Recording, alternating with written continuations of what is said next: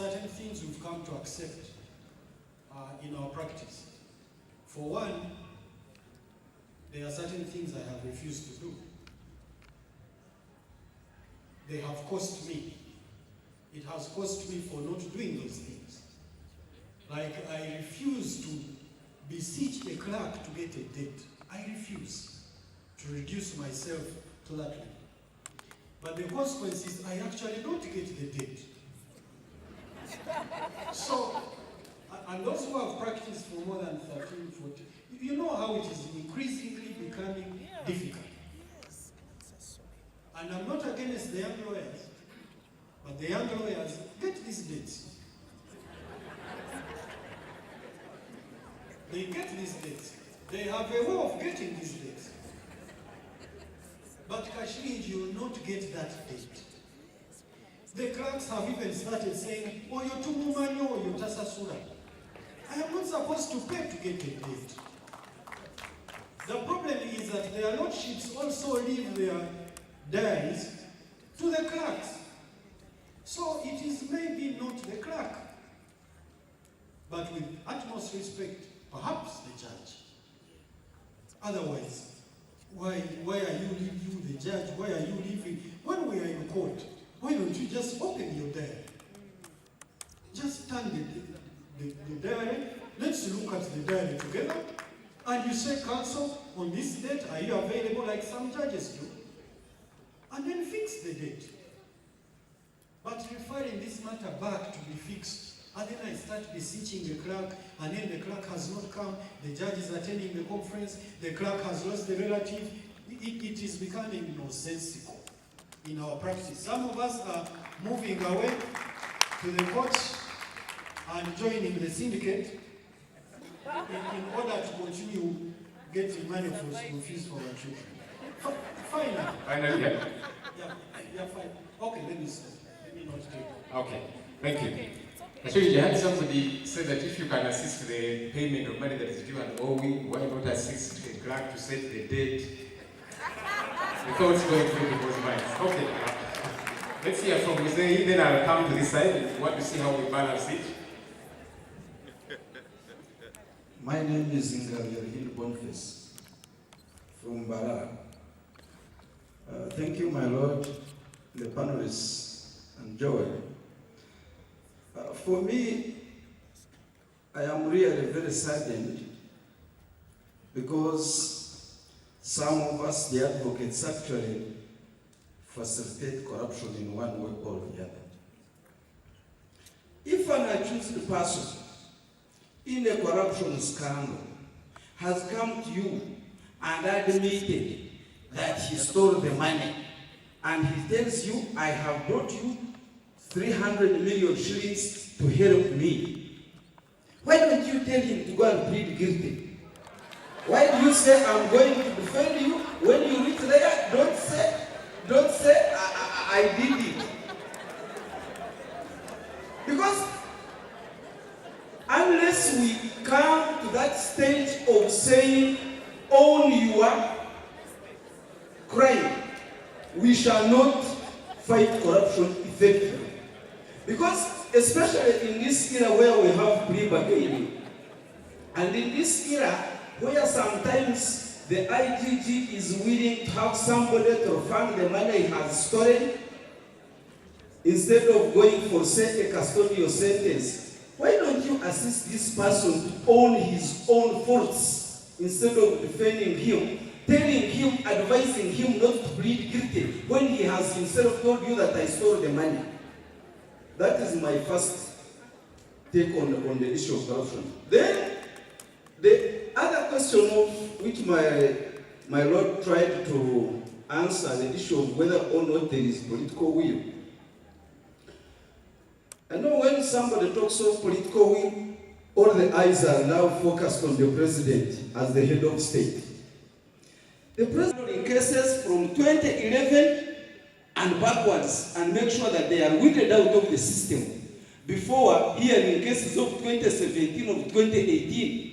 Why can't we first have those vulnerable people who were supposed to be paid their money, small sums of money, paid before you think about these powerful law firms, but let me tell you, I have another experience where I got a degree for 1 billion shillings, and one officer said, you cannot get that money unless you agree to forego half of that money. They pay you 500 million, then the 500 million will go to some people in the Ministry of Justice, some people in the Ministry of Finance, some people. That thing is, I said, I can't forego all that money. It's too much money. And up to now I have not been paid. The money is still there. So you can see, unless we put systems in place, this business of selling degrees, that a law firm X is the only one which can ensure that the money is paid. You sell the degree to that law firm so that the law firm recovers the money. It is so bad. We must change our attitude. Corruption is like a cancer. With my little knowledge of biology, a cancer may have certain sites. But when it reaches those sites, it goes to other vulnerable parts of the body. It goes to the brain, it goes to the lungs, it goes to the kidneys, it goes to the heart. Then you have what we call organ failure. Because one part of the body cannot assist the other one cannot assist the other. That's where we are about to reach. So that it is important that we must all fight. Thank you very much. Thank you, Zay. Let's go to this side. Coming up from the lady at the front.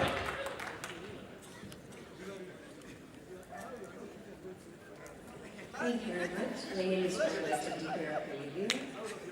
Thank you very much, my Lord, for that good paper. You mentioned two things that struck me. One is our obligation under the Constitution for every citizen to take it upon themselves to fight corruption. But the other thing that you said was breaking ranks. And I think that is really the crux of the matter.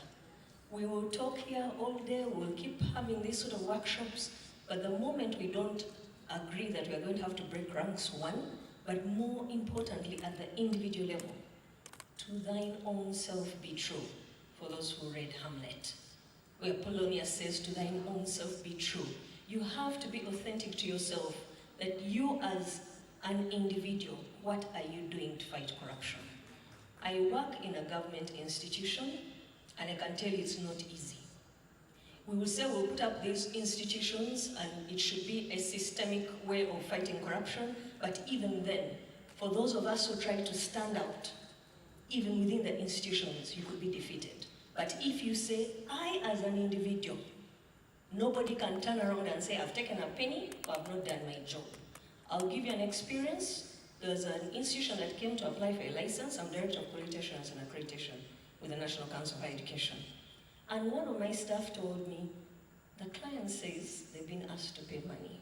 So I said, fine, please ask the client to come and see me. The client came. I said to them, I hear you're having some difficulty with the officers below. Give me some evidence. And I believe you me, I'll follow it up. The client looked at me and said, Madam, I cannot. This is a system. We are not talking about one officer. My application is going to be handled by the system.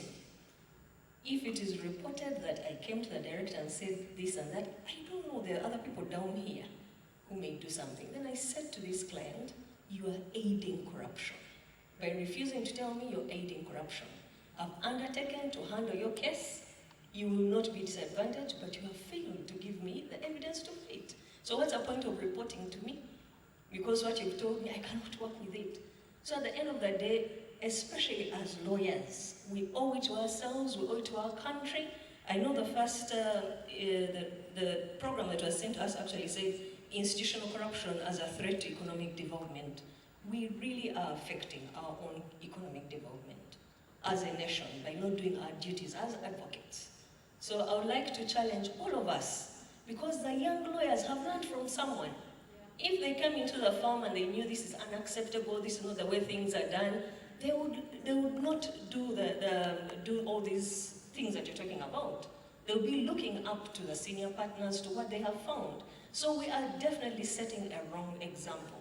So to the 1 or 2, 3, 4 young people who are here, the young lawyers, interestingly, there are fewer corrupt people than you tend to see in society. When people talk about corruption, you think it is so much and there's nobody else who is fighting.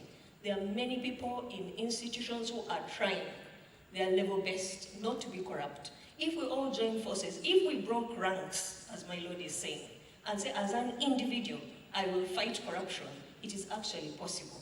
And sooner or later, people will feel that, oh, someone was able to say no, I can also say no.